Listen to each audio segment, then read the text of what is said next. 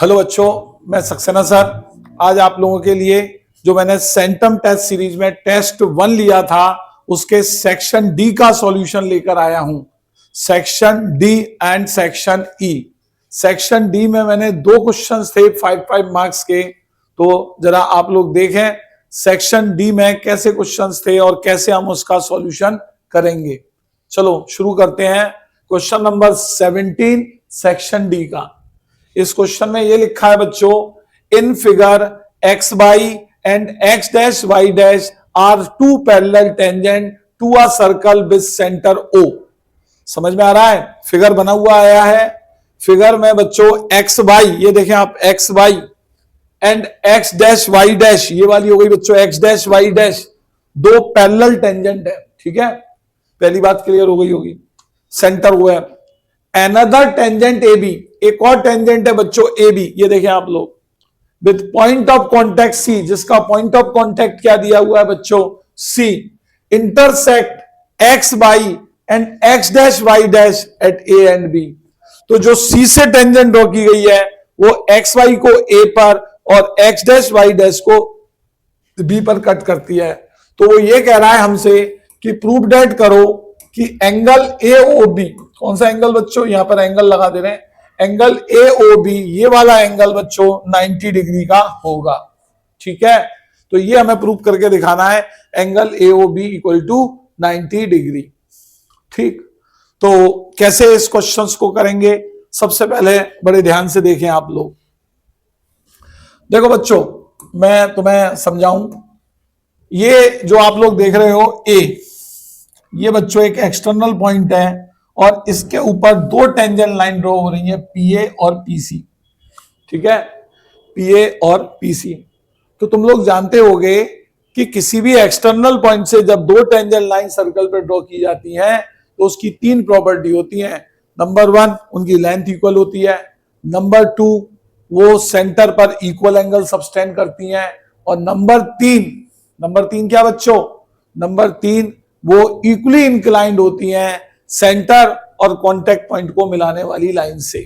ठीक है, तो इस हिसाब से आप लोग सबसे पहले सॉल्यूशन देखें। आप लोग इसके सॉल्यूशन की स्टार्टिंग ऐसे करना, सबसे पहले लिखना एंगल पी ए ओ बराबर होगा एंगल सी ए ओ।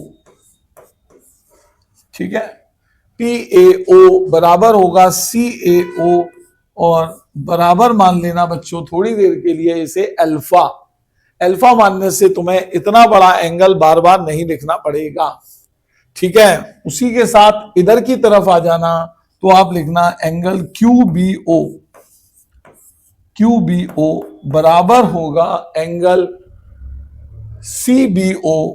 सी बी ओ बराबर मान लेना बीटा के, और बेटा इन दोनों का रीजन क्या आ जाएगा वो आप लोग लिख लेना, because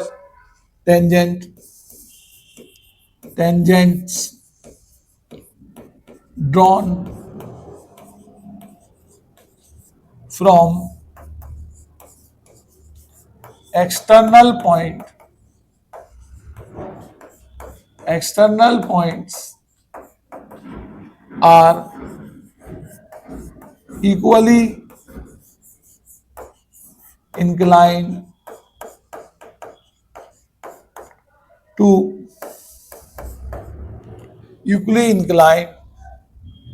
the line segment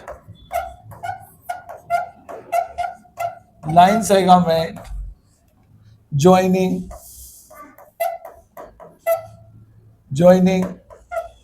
center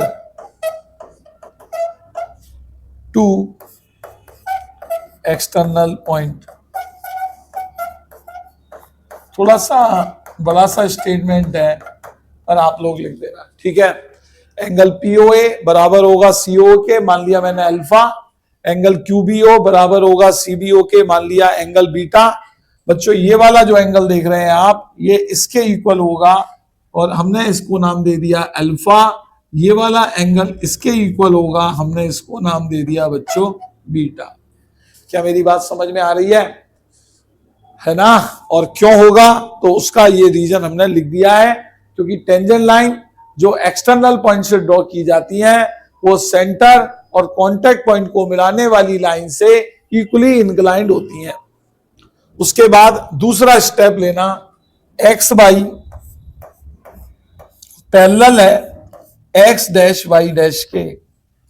ये क्वेश्चन में गिवन है एक्स वाई पैरेलल है एक्स डैश वाई डैश के, ये बेटा गिवन है। तो तुमने मालूम है अगर दो लाइनें पैरेलल होती हैं और ये जो ए बी देख रहे हो, A B it's transversal, A B it's transversal.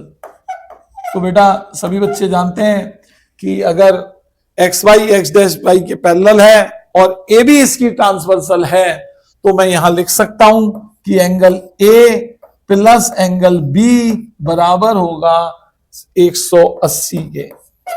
ठीक है, इन्हें हम लोग कहते हैं को इंटीरियर एंगल।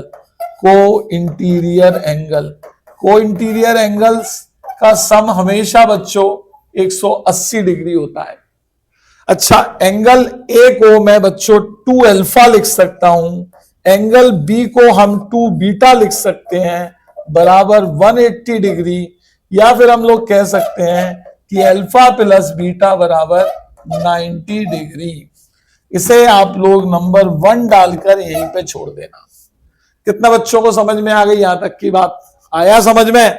तो बेटा ये अल्फा प्लस बीटा 90 हो गया।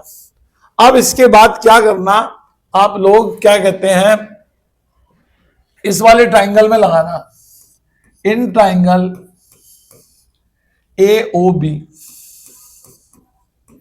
तो इस ट्राइंगल में आप देख सकते हो alpha plus beta plus angle A O B equal to 180 होगा by angle sum property, by angle sum property. ठीक है, तो अब आप इक्वेशन फर्स्ट से देखोगे तो अल्फा प्लस बीटा कितना है बच्चों, 90। तो अल्फा प्लस बीटा की जगह मैंने 90 लिख दिया। Angle A O B equal to 180 degree. तो यहां से बच्चों एंगल ए ओ बी कितना आ जाएगा, बोलो बच्चों, ए ओ बी आ जाएगा 180 minus 90 equal to 90 degree, and this is answer. क्या बात समझ में आई बच्चों? ये आपका क्वेश्चन नंबर 17 प्रूव हो गया। यही हमें प्रूव करके दिखाना था, angle A O B equal to 90 degree. काफी इंपॉर्टेंट क्वेश्चन है बच्चों, एनसीईआरटी में भी दिया हुआ है, कई बार बोर्ड में इस टाइप का क्वेश्चन आया हुआ है। तो आप लोग बहुत ढंग से इसे तैयार कर लेना, वेरी वेरी इंपॉर्टेंट क्वेश्चन। इसके बाद बच्चों आगे चलते हैं। अगर आगे चले तो हमें अगला क्वेश्चन एक और सर्कल का ही प्रूव करने को मिलता है, और यह भी बच्चों बहुत इंपॉर्टेंट क्वेश्चन है। कई बार इस टाइप का क्वेश्चन भी एग्जाम में आया हुआ है, मैंने देखा है। क्या लिखा है देखो, two tangent P A and P B are drawn to a circle with centre O. एक सर्कल है जिसका सेंटर ओ है, उस पर दो टेंजेंट लाइन पी ए और पी बी ड्रॉन की गई हैं। चलो पहले तो इतना ही कर लेते हैं जैसा उसने कहा है हमसे।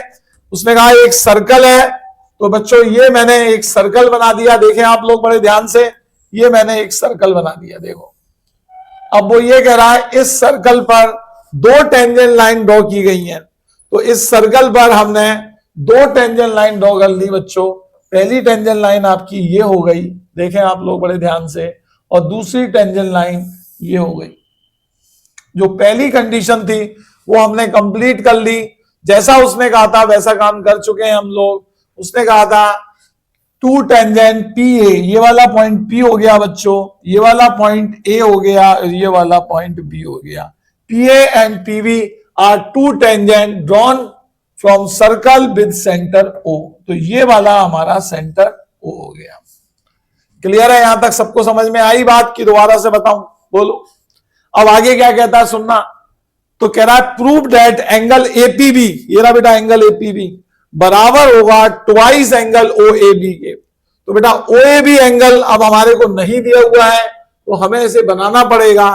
तो ओ ए बी के लिए मैंने क्या करा देखना, ओ से ए को मिला दिया और ए से बी को मिला दिया, तो ये आपका एंगल हो जाएगा ओ ए बी। तो अब मुझको ये प्रूव करना है, टू प्रूव, मैं लिख दे रहा हूं यहां पे टू प्रूव। क्या प्रूव करना है? देखो, टू प्रूव, ये प्रूव करके हमें दिखाना है एंगल एपीबी इक्वल होगा ट्वाइस एंगल ओएबी। अब बात करते हैं इसके सॉल्यूशन की। तो सॉल्यूशन में सबसे पहली चीज ले लेना इन ट्राइंगल पीएबी। कौन से ट्राइंगल में बात कर रहे हैं बच्चों? In triangle PAB.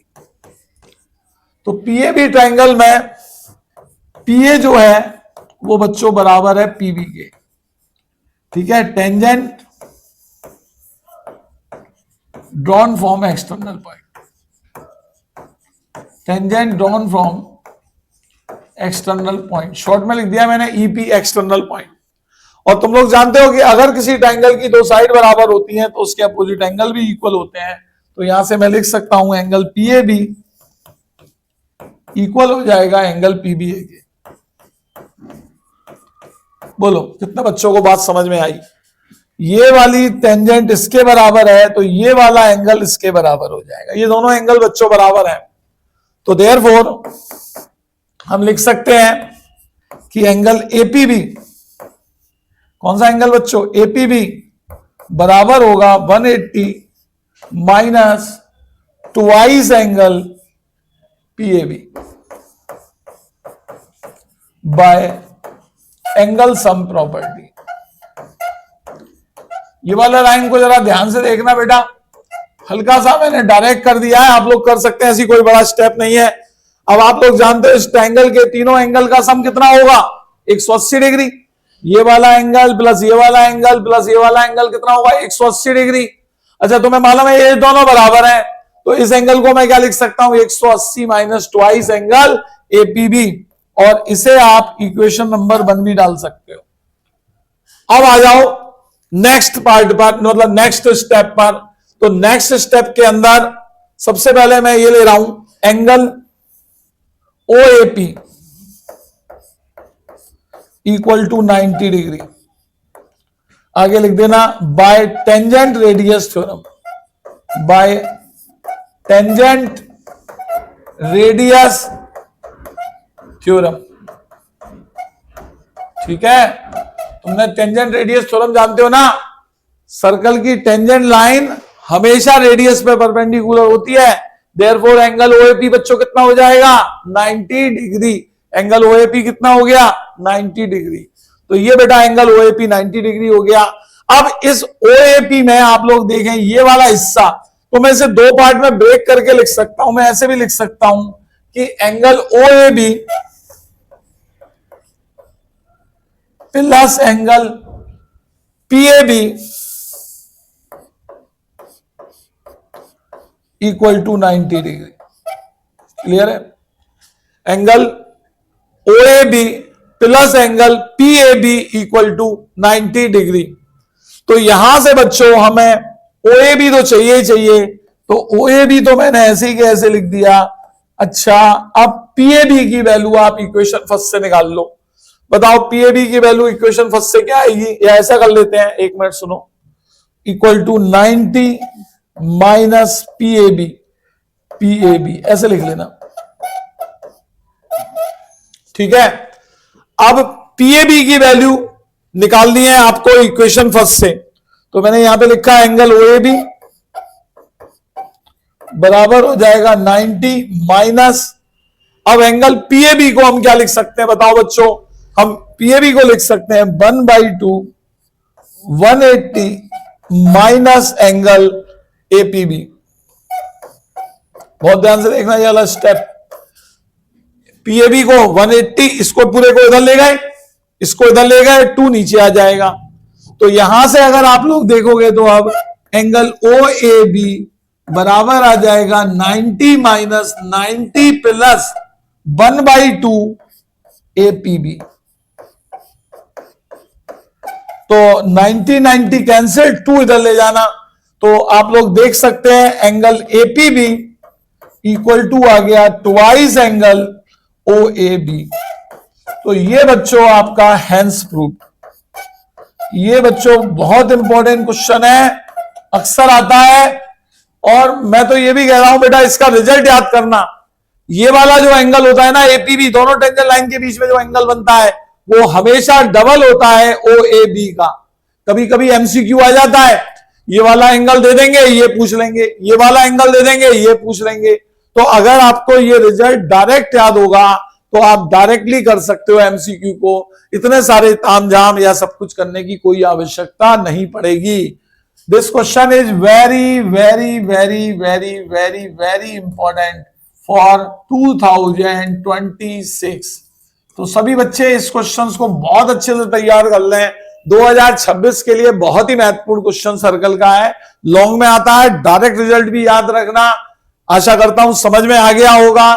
एक बार वीडियो को देख के दोबारा से अपने आप करने की कोशिश करना बेटा, बहुत अच्छा क्वेश्चन है, बहुत इंपॉर्टेंट क्वेश्चन है। ठीक है, तो ये था बच्चों क्वेश्चन नंबर 17। ठीक, अब बच्चों आगे चलते हैं हम लोग। आगे क्या कहते हैं, अब हमारा सेक्शन ई आ रहा है बच्चों। सेक्शन ई के अंदर आप लोग देखें तो एक केस स्टडी, नहीं अभी सॉरी क्वेश्चन नंबर 18 है, अभी एक रह गया था, ध्यान नहीं दिया मैंने। ये भी अच्छा क्वेश्चन है, ये एरिया रिलेटेड टू सर्कल से आया है बच्चों। ये कह रहा है 3 horse's are tethered with 7 meter long rope at the 3 corner of a triangular field having side 20 meter, 34 meter and 42 meter। ये भी क्वेश्चन बच्चों बहुत बार बोर्ड में पूछा गया है। वो कह रहा है एक ट्रायंगुलर फील्ड है जो कि 20 मीटर, 34 मीटर और 42 मीटर लेंथ की है। तो देखो सबसे पहला तो काम मैं यही कर रहा हूं बच्चों कि एक ट्रायंगुलर फील्ड आप लोगों के लिए बना दे रहा हूं। ठीक है, एक ट्रायंगुलर फील्ड हम आप लोगों के लिए बना दे रहे हैं। इसकी डायमेंशन क्या है आप लोग देख सकते हैं, ये हो गई इसकी डायमेंशन। देखो ये वाली एक ट्रायंगुलर फील्ड हो गई, इसका नाम हमने रख दिया ए बी सी। ठीक है, और यहां पर इनकी साइड की लेंथ दे रखी है, एक हमारे को ये वाली मान लो 20 मीटर, ये वाली मान लो 34 मीटर और ये वाली साइड आप मान लो 42 मीटर। ये वाला एंगल बच्चों आप लोग पता नहीं है ना, तो इसे आप θ1 नाम दे देना, इस वाले एंगल को θ2 कह देना, इस वाले एंगल को θ3 कह देना। अब क्या हुआ है आगे सुने बड़े ध्यान से। एक 7 मीटर लंबी रस्सी लेकर 3 घोड़े हर एक कॉर्नर पर बांध दिए गए हैं। कितने मीटर लंबी रस्सी लेकर बच्चों, 7 मीटर लंबी रोप लेकर, 7 मीटर लॉन्ग रोप लेकर 7 घोड़े एक साथ बांध दिए गए हैं, सॉरी 3 घोड़े एक साथ बांध दिए गए हैं। तो जरा आप लोग देखना, ये मैंने एक 7 मीटर लंबी रस्सी ली, ये देखें आप लोग दिस वन, यहां पर एक घोड़ा बांध दिया, एक यहां पे ली, यहां पर एक घोड़ा बांध दिया 7 मीटर लंबी रस्सी से, और एक यहां पर ली तो यहां पर एक घोड़ा मैंने बांध दिया। ठीक है, तो बच्चों ये घोड़ा जो है ना वो कितना एरिया ग्रेज करेगा ये आप लोग देख सकते हैं। तो ये अगर मैंने ऐसे मिला दिए और इसको ऐसे कर दिया तो ये वाला सेक्टर आप देख रहे हैं दिस वन, एक सेक्टर ये बना, एक सेक्टर ये बना, तो ये जो एरिया है वो ग्रेज हो जाएगा। लेकिन वो पूछ रहा है कितना एरिया अनग्रेज रहेगा, तो एक्चुअलिटी में बच्चों हमको ये वाला एरिया फाइंड करके बताना है। ठीक है, समझ में आ रही है बात? तो बोलो, कहो तो फिर से समझा दूं एक बार क्या कहना चाह रहा है। एक ट्रायंगुलर फील्ड है जिसकी लेंथ 20 मीटर, 34 मीटर और 42 मीटर है। पहली बात, इसके तीनों कॉर्नर पर 7 मीटर लंबी रोप लेकर 3 घोड़े बांध दिए गए हैं। तो बच्चों अगर घोड़े मूव करेंगे तो कितना एरिया वो ग्रेज कर सकते हैं, ये वाला, ये वाला, ये वाला। तो ये जो शेडेड रीजन से आप लोग देख रहे हैं ये हमारा कौन सा एरिया हो गया बच्चों, अनग्रेज्ड एरिया। तो अब बताओ यार ये अनग्रेज्ड एरिया कैसे निकलेगा? तो सभी बच्चों को समझ में आ रहा होगा कि सर अनग्रेज्ड एरिया हो जाएगा, यहां लिख रहा हूं मैं, यहां लिख दे रहा हूं मैं अनग्रेज्ड एरिया, अनग्रेज्ड एरिया। तो बेटा अनग्रेज्ड एरिया हो जाएगा area of triangle ABC minus, ठीक है, एरिया ऑफ 3 सेक्टर, जो 3 सेक्टर बनने हैं उनका एरिया। तो सबसे पहले हम इसको अलग अलग कर रहे हैं, एक साथ नहीं कर रहे हैं। पहले हम एरिया ऑफ ट्राइंगल एबीसी निकाल दे रहे हैं बच्चों। क्या निकालना है? Area of triangle ABC. तो बेटा इस ट्राइंगल का एरिया निकालने के लिए आप जो फॉर्मूला यूज करना वो हीरोन्स फॉर्मूला यूज करना, S minus A, S minus B, S minus C. समझ रहे होगे क्यों हीरोन्स फॉर्मूला यूज कर रहे हैं? क्योंकि ये एक स्केलन ट्राइंगल है, इसमें हमें तीनों साइड मालूम है, तो एरिया इसी से निकलेगा। तो उसके लिए सबसे पहले हम एस निकाल ले रहे हैं। एस होता है बच्चों A plus B plus C by 2, यानी कि सेमी पैरामीटर होता है तीनों साइड के सम का आधा। तो अगर मैं तीनों साइड का सम करूं तो 20 प्लस का 34 प्लस का 42 अपॉन 2। ऐड कर लो बच्चों जरा इसको, 4 और 2 6, 4 और 3 7 और 2 9, 96 अपॉन 2 यानी कि 48। तो now area of triangle ABC आ जाएगा, एरिया ऑफ ट्राइंगल एबीसी। तो बेटा क्या आएगा देख लें आप लोग बड़े ध्यान से। अंडर रूट में सबसे पहले बच्चों एस आता है तो 48, फिर आएगा 48 माइनस 20, फिर आएगा 48 माइनस 34, 48 माइनस 34 और फिर आएगा 48 माइनस 42। आशा करता हूं समझ में आ रहा होगा। अब जरा इसे मैनिपुलेट कर लो। तो यहां पर आप लोग देख सकते हैं क्या आ रहा है 48। अब 48 में से 20 माइनस करो तो 28, 48 में से 34 माइनस करो तो 14 और 48 में से 42 माइनस करो तो 6 आ जाएगा। क्लियर है? यहां पर इतनी बात समझ में आ रही है? ये आपका क्या कहते हैं 48 इंटू 28 इंटू 14 इंटू 6 आ गया। अब इसे आप लोग थोड़ा सा और सॉल्व करके इसको बाहर निकाल लेंगे। देखो बड़े ध्यान से देखना, इसके मैं फैक्टर कर दे रहा हूं। फैक्टर से क्या होता है आसानी से चीजें बाहर आ जाती हैं। जैसे 48 की बात करूं तो बच्चों ये हो जाएगा 16 इंटू 3, 16 3 जा 48। 28 की बात करूं तो बच्चों ये हो जाएगा 7 इंटू 4। 14 की बात करें तो 7 इंटू 2 और 6 की बात करें तो 2 इंटू 3।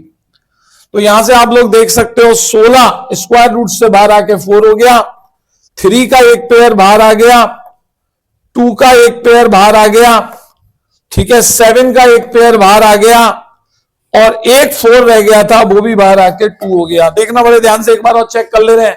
16 बाहर आके 4, 3 का पेयर बाहर आके 3, 7 का पेयर बाहर आके 7, 2 का पेयर बाहर आके 2, 4 बाहर आके 2। तो फाइनली ये कितना आ गया देखना जरा, 4 3 जा 12, 12 2 जा 24, 24 2 जा 48 और 48 इंटू 7 करा तो 7 8 जा 56, कैरी हो गया 5, 7 4 जा 28, 28 और 5 336 सेंटीमीटर, या जो भी डायमेंशन देखी है बेटा शायद मीटर में दे रखा है तो मीटर स्क्वायर देख सकते हैं आप। तो एरिया ऑफ ट्राइंगल एबीसी क्या निकल गया बच्चों 336 मीटर स्क्वायर। मैं लिख दे रहा हूं यहां पर एरिया ऑफ ट्राइंगल आ गया 336 मीटर स्क्वायर। मैंने इसलिए लिख दिया है क्योंकि मुझको ये हटाना पड़ेगा बच्चों, फिर उसके बाद आगे का बढ़ाना पड़ेगा। अब हमारा एरिया ऑफ ट्राइंगल एबीसी तो आ गया बच्चों।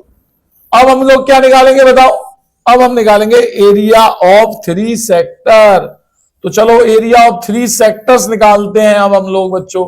कैसे निकलेगा एरिया ऑफ 3 सेक्टर आप लोग देखना जरा। एरिया ऑफ सेक्टर क्या होता है बच्चों बोलो? एरिया ऑफ सेक्टर क्या होता है?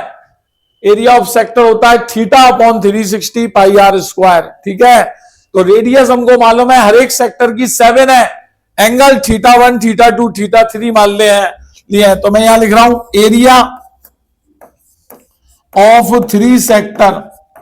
तो बेटा एरिया ऑफ 3 सेक्टर क्या आएगा देखना, सबसे पहले आएगा theta 1 upon 360 pi R square, R square मतलब 49।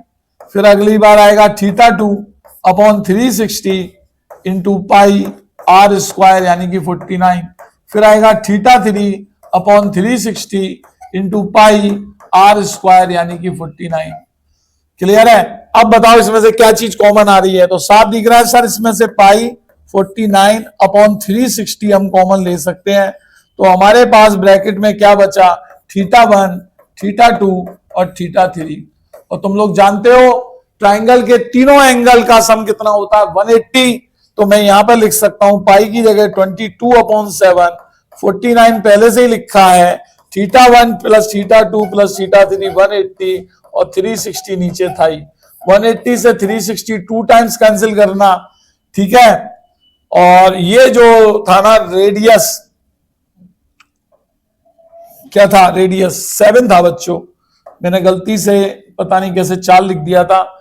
तो 180 से 360 2 टाइम्स, 7 से 7, 2 से 22 गया 11 बार, तो बच्चों इसका एरिया निकल के आ गया 11 स्क्वायर मीटर। क्लियर हुआ कि नहीं हुआ? या एक मिनट सुनो बच्चों, थोड़ा सा ये मेरे से उतारने में गलती हुई है, फिर से कर रहा हूं, ध्यान देना। पाई की जगह हमने लिखा 22/7, क्लियर। उसके बाद 49 है वो, और ये सारे के सारे एंगल मिलके कितने हो गए, 180। इसे 180 लिखा अपॉन 360। तो बच्चों 7 से 49 7 टाइम्स कैंसिल, 180 से 360 2 टाइम्स कैंसिल, ये 11, तो बेटा 77 square metre. This is the area of 3 sector. ये तीनों सेक्टर का एरिया निकल के आ गया। अब हमें क्या निकालना है, एरिया ऑफ अनग्रेज्ड पोर्शन। तो बेटा अनग्रेज्ड पोर्शन का एरिया क्या निकलेगा, देखो अनग्रेज्ड एरिया, अनग्रेज्ड एरिया। तो अनग्रेज्ड एरिया क्या हो जाएगा बच्चों, ट्रायंगल का एरिया 336 माइनस तीनों सेक्टर का एरिया 77, ठीक है। तो अब हम 336 में से 77 माइनस कर देना, 16 में से 7 गया 9, 12 में से 7 गया 5, ठीक है, और यहां पे रह जाएगा 2, तो 259 square metre, and this is answer. इसी के साथ बच्चों सेक्शन डी का मैंने पूरा सॉल्यूशन आपको बता दिया है, आप लोग देख सकते हैं। इसके अंदर जो जो क्वेश्चंस आए थे मैंने बता दिए, टोटल मिलाकर 2 क्वेश्चन थे, एक ऑप्शन में था, मैंने सारे क्वेश्चन को सॉल्व कर दिया है। This is the solution of section D. आज का लेक्चर यहीं खत्म करते हैं। अगले पार्ट में मैं आपको सेक्शन ई की केस स्टडी को डिस्कस करूंगा, ठीक है।